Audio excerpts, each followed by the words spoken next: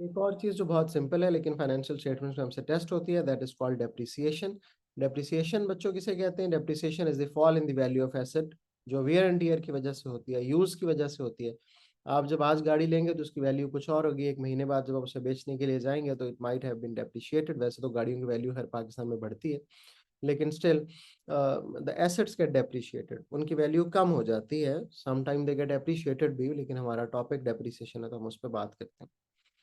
Okay, तो ये क्या है डेप्रिसिएशन? अगर हम इस पे बात करें, the monetary value of an asset decreases over time due to use. हम उसे इस्तेमाल करते रहते हैं, वियर एंड टीयर होती रहती है, ऑब्सोलीट होती रहती है, तो दैट इज कॉल्ड, वो जो वैल्यू फॉल होती है दैट इज कॉल्ड डेप्रिसिएशन।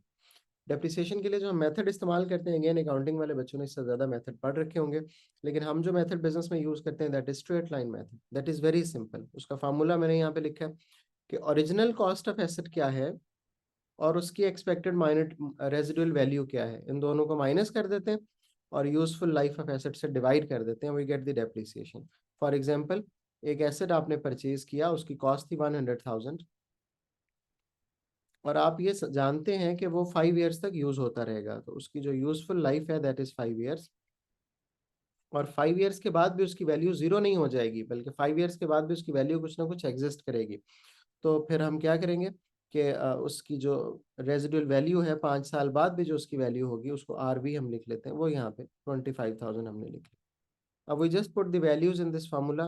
100,000 ये उसकी कॉस्ट है जिस पे परचेज किया, माइनस 25,000 ये हमारी रेजिडुअल वैल्यू है, जो कि 5 साल बाद भी एग्जिस्ट करेगी, और 5 years is the useful life. We just use this values और हमारे पास एक आंसर आ जाएगा 15,000। 75,000 divided by 5, 15,000 is the depreciation per year. ये वो डेप्रिसिएशन है, ये जो fall fall in the value of asset है जो हर साल हो रहा होता है, every year this is falling. अब एग्जामिनर इसको डिफरेंट तरीकों से पूछ सकता है। For example, per year depreciation पूछेगा तो हम 15,000 बता देंगे। वो इससे ज्यादा भी